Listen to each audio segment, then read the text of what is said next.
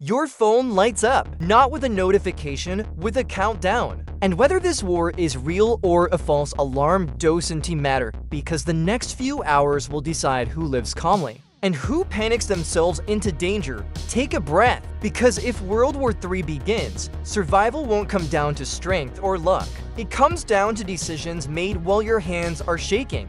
And most people will get them wrong. This video is about the 5 things you must do in the first 24 hours of WW3, not theory, not movie logic, real survival priorities that separate survivors from statistics. But before any of that, there's one mistake that kills people faster than explosions ever could, and it happens in the first 60 seconds. Step 1. Beat the freeze response the alert hits.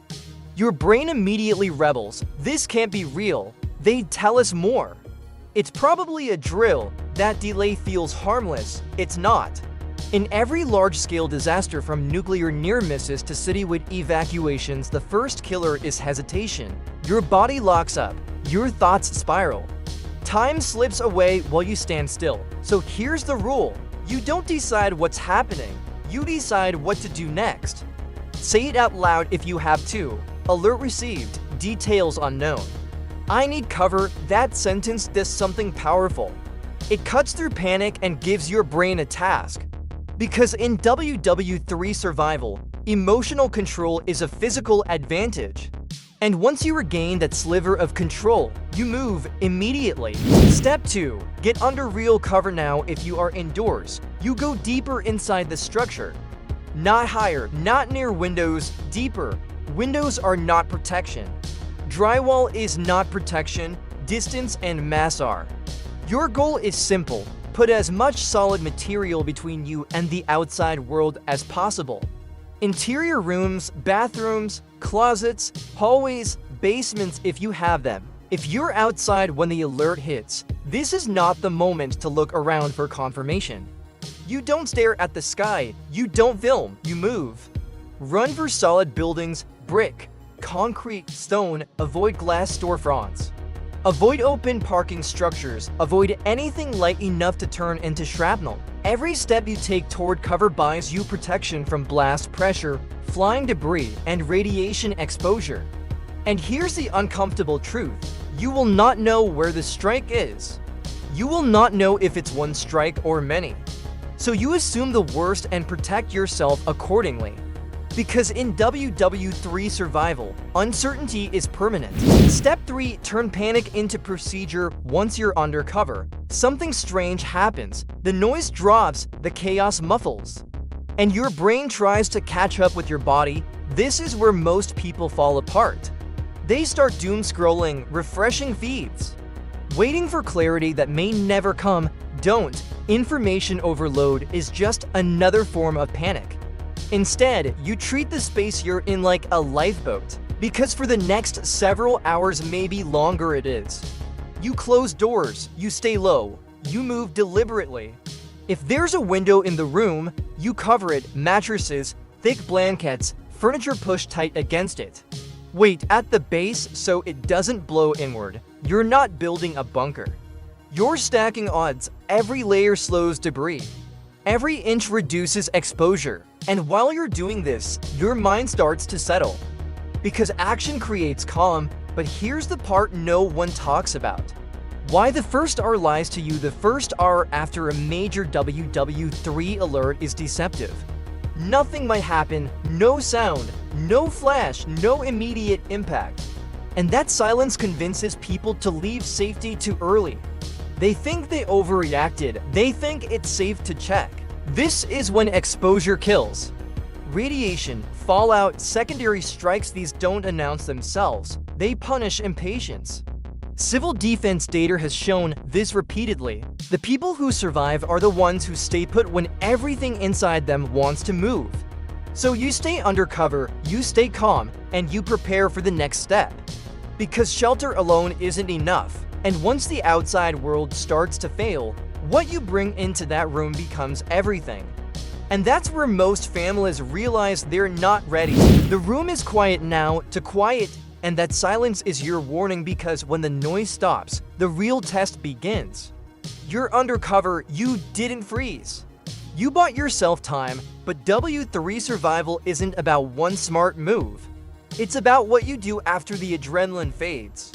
Because the first 24 hours don't kill people with explosions. They kill people with exposure, misinformation, and bad decisions made in isolation. This is where survival becomes mental, and where most people unravel. Step 4. Control what comes in air, water, information. Once the shelter space is secured, you shift priorities. The danger outside doesn't just walk in, it drifts, it seeps. It sneaks in through neglect, first air. You don't seal yourself in airtight, that's a myth and a mistake. But you reduce airflow from outside-facing openings, close vents if possible. Stuff towels, clothes, or fabric under doors and cracks that face exterior walls. Not forever, just until you know what's happening. Why? Because fallout isn't dramatic. You don't smell it, you don't feel it. It settles quietly on surfaces, on clothing, on skin. Which brings us to water. If your taps are still running, you act fast. Fill bathtubs, sinks, containers, bottles, anything clean. That water is life, not just for drinking, but for cleaning contamination off skin and surfaces later. Do not assume bottled water will be easy to replace. Infrastructure fails early in large-scale conflict. Pumping stations need power. Power is fragile. Now the most dangerous input of all, information. This is where panic spreads faster than radiation. You will hear rumors. Fake evacuations, fake safe zones, fake reassurance. Your rule is simple: no movement without confirmation from multiple reliable sources. And even then, delay. Why? Because WW3 survival favors patience. Early movement exposes you to unknown threats. Late movement happens with better information. You limit news intake to scheduled checks. Not endless scrolling, because fear is contagious. And once it gets inside the room, it's hard to remove. But even with food, water, and air under control, there's another enemy waiting, and it lives in your own head. Step 5. Manage time. More time will break you. Hours pass slowly in crisis. Minutes stretch. Your mind starts racing forward, imagining worst-case futures. That mental spiral is dangerous because people don't make reckless decisions when they're panicking. They make reckless decisions when they're exhausted. So you structure time. Even in a shelter, you assign simple roles if you're not alone. Who monitors updates? Who manages supplies?